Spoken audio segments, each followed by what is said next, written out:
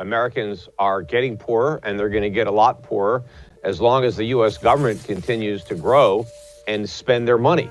But the way the government has been choosing to spend money recently is by debt and borrowing. And in order to finance that, the Federal Reserve has printed a lot of money.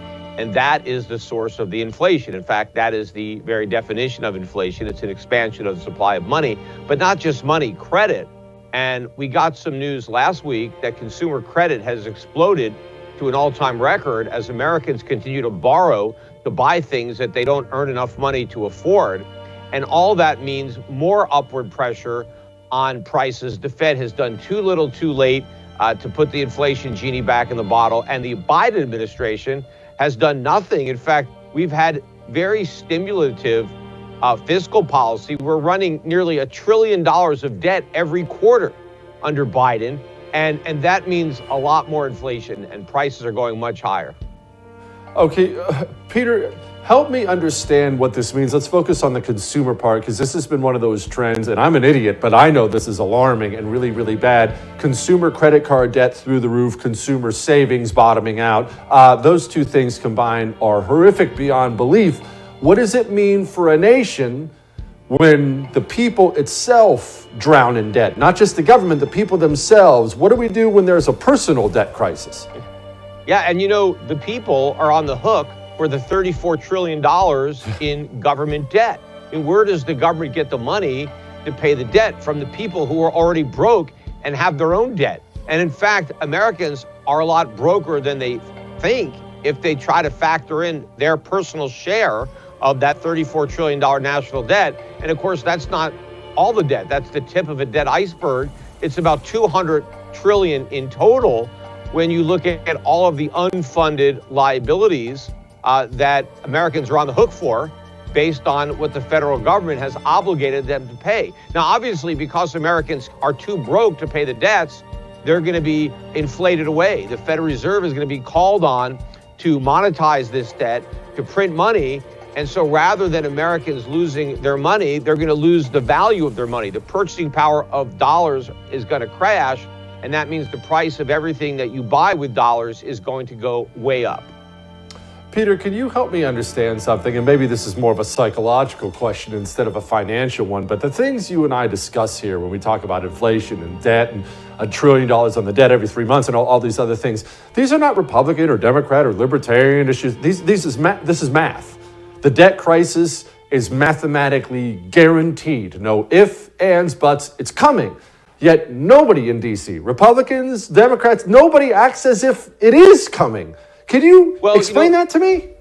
Well, the problem is it's been coming for a long time. And guys like me have been warning about it for a long time. And yet we haven't had a crisis yet. I mean, we've had financial crisis. In fact, we had another one in March of last year. But they were able to, sweep the problems under the rug with another round of bailouts.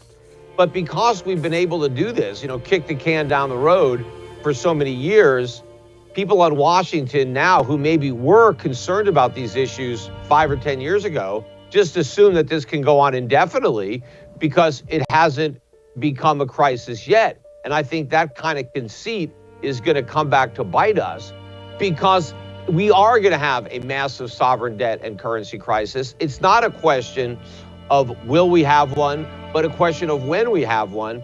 And the longer we wait for it, the worse it's going to be.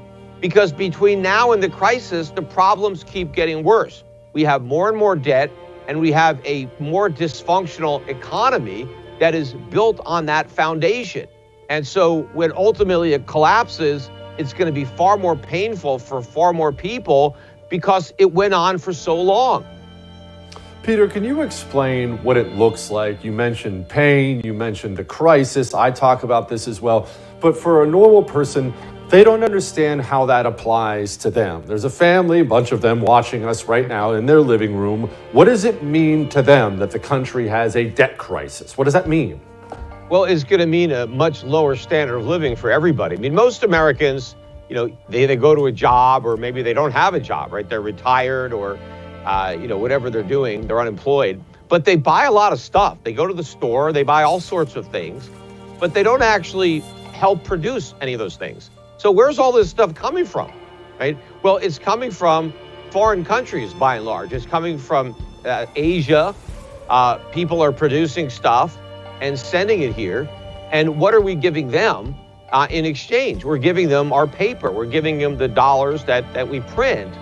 But what are they doing with them? Because, we're not making stuff for them to buy. So they buy our financial assets. They buy our bonds, or maybe they buy up some stocks or real estate here. But I think as the dollar really starts to fall, our creditors are not going to want to recycle their trade surpluses into our financial assets. And the dollar is going to crash. And then all the goods that we import, which is pretty much everything we consume, are going to be too expensive for Americans to afford. And of course, a lot of Americans also buy stuff on credit. Well, where's the credit coming from? Where's the savings? Well, that's coming from abroad too. Well, when foreigners don't want to make our savings available to them and they don't want to provide us with goods, then our whole way of life is going to come crashing down. And Americans are going to have to accept a much lower standard of living where they end up working a lot more, but consuming a lot less. Jeez.